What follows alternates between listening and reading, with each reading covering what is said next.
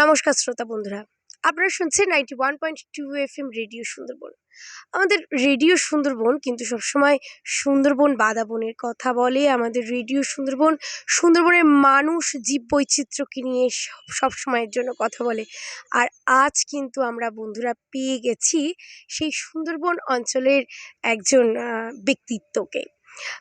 উনি নেজার থানার অন্তর্গত, সুন্দরবন অঞ্চলেরই নেজার থানার অন্তর্গত একজন শিক্ষিকা। আসুন আগে আমরা পরিচয়টা ওনার সাথে হয়ে নিই, তারপরে আমরা মূল পর্বে ফিরে যাব।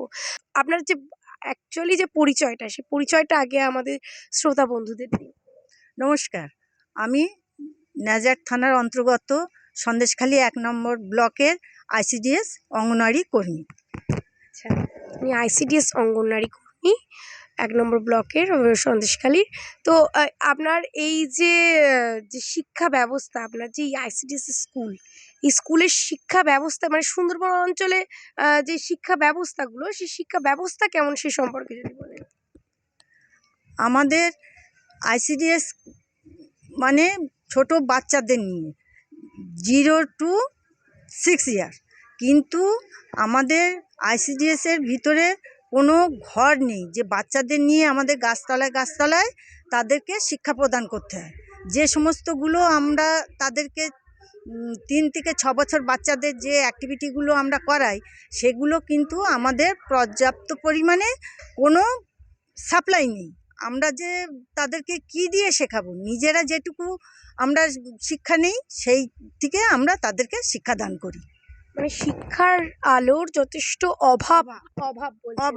আর শিক্ষক শিক্ষিকার হার কেমন ওখানে?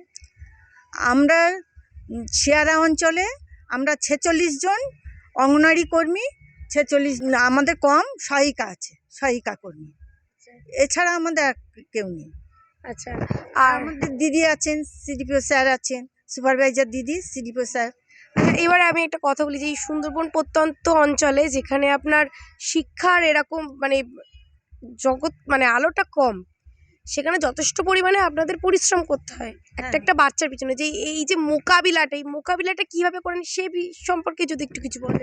এই মোকাবেলা করার জন্যে আমাদেরকে মায়েদেরকে আগে মাদার্স মিটিং করতে হয়, মায়েদেরকে বোঝাতে হয় যে আমাদের এই কেন্দ্রে পাঠাতে হবে, এই বাচ্চার এই সুযোগ সুবিধা আছে। তারা মানে ছোট্টর থেকে যে হাতে খড়ি, যেটা অওয়ার থেকে তারা অক্ষর জ্ঞান, এইটুকু আমাদের করাতে হয়। সেই সঙ্গে আমাদের পুষ্টিগত আহার দিতে হয়, তাদের শরীরে পুষ্টিমাত্রা বজায় রেখে আমাদের খাবার রান্না করতে হয়, সেগুলো আমাদের তাদেরকে খাওয়াতে হয়।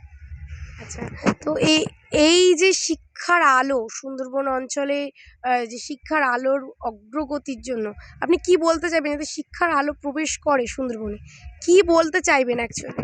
এই যে বাচ্চাদের নিয়ে আমরা যে ওদের শিক্ষাদান করি, এদেরকে নিয়ে যে কোনো একটা ক্যাম্প করি, যে সব আমাদের যতগুলো স্কুল আছে সব স্কুলে বাচ্চাদের নিয়ে একত্রিত হয়ে একটা হয়তো ক্যাম্প করলাম, যে ও বাচ্চা কি করছে, এ বাচ্চা কি করছে, তাদের বন্ধুত্ব ভাব হচ্ছে।